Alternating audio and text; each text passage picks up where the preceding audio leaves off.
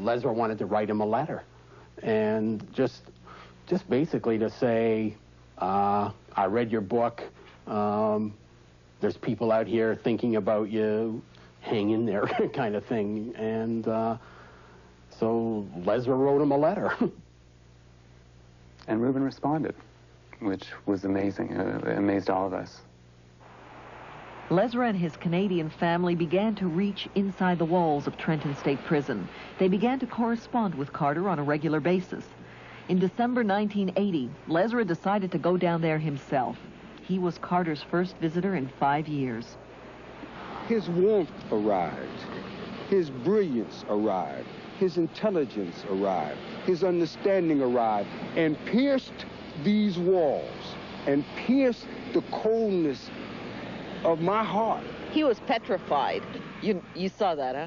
He was beautiful. But he was frightened? Oh, who would not be frightened in the face of all this? If you're not frightened in the face of this, you are crazy. Carter was ready to come out of his shell. He changed his appearance, let his hair grow, shaved his beard. Lesra and the Canadians began to visit Carter once a month. They had the wherewithal to say to this guy behind these bars, man, we're coming in. Weren't you at all suspicious? Didn't you think, who are these nice white liberal Canadians who want to make me their project? After I understood the history of Lesra and their relationship and what they were able to do for Lesra, I loved them. I loved them because they opened the door of access to a little black kid. The Canadians showered Carter with gifts, food packages, a robe they designed and made themselves. This growing friendship was expressed in Carter's letters. My dear, beautiful friends, how can I ever thank you for what you have given me? For the first time in close to 44 years, I can truly say that I trust somebody. I trust you, and without reservations, without doubt, and without trying to condition it in any way. And for me, that is indeed a miracle. Bless you for it. I'll be talking to you soon. With all my love, Rube.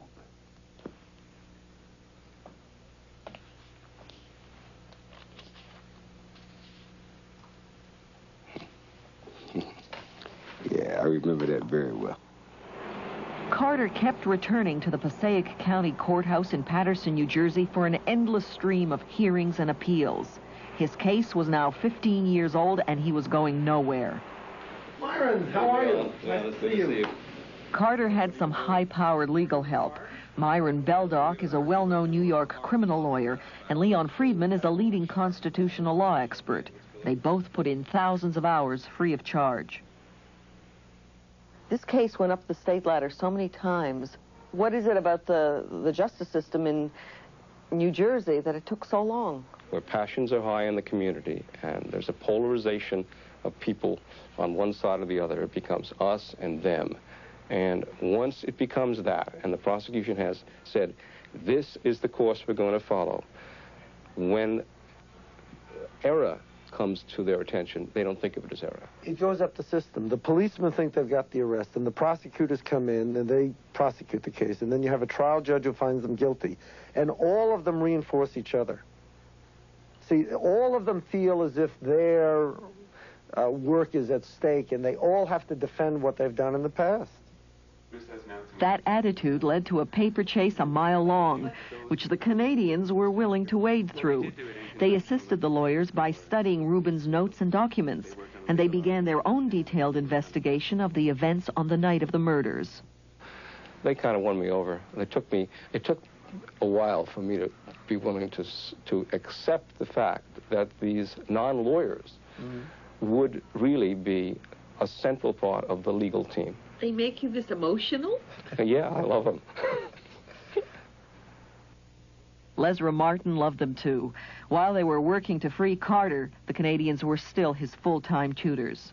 In basically a 2-year period, I went from being completely illiterate, functionally illiterate, to preparing for university. That's the incredible part, I think. It just goes to show you that, well, I wasn't stupid.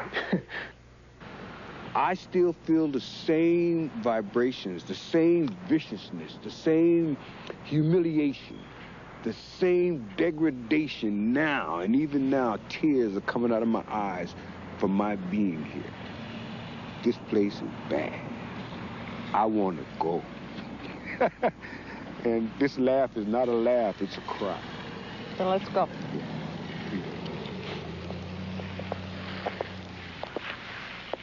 In 1984, Carter made an important decision.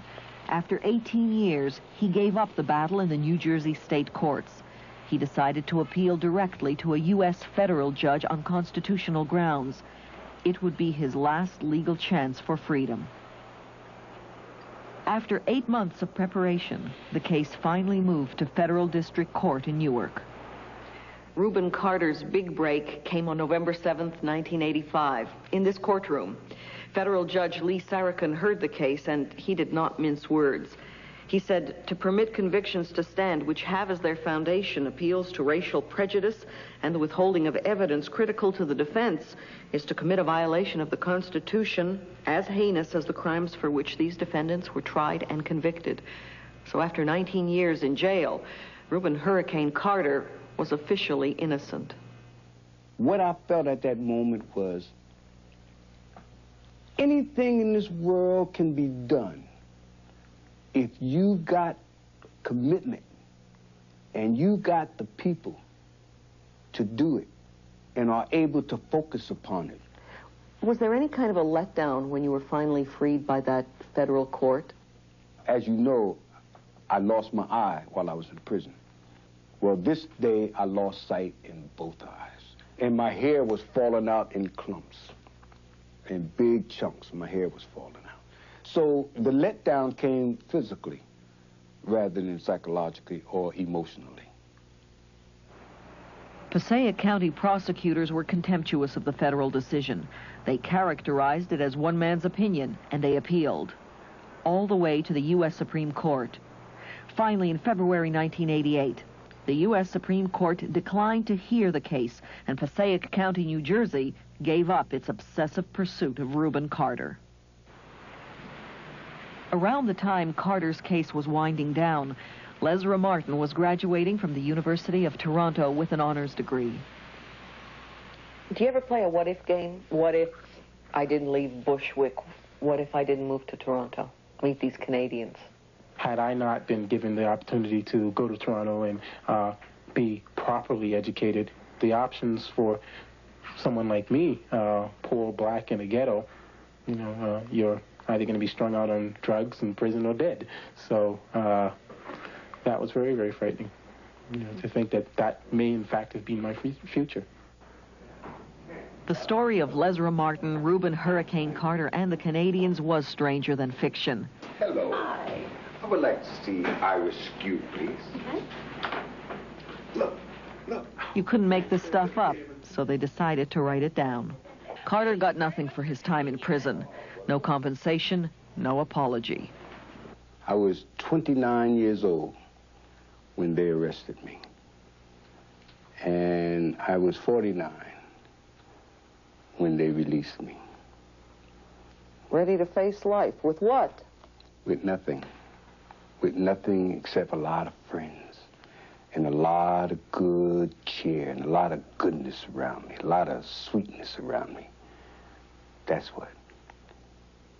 Is there still a hurricane in Rubin Hurricane Carter? There's always been a hurricane in Rubin Carter. That's Rubin Carter, the hurricane. And hurricane is beautiful.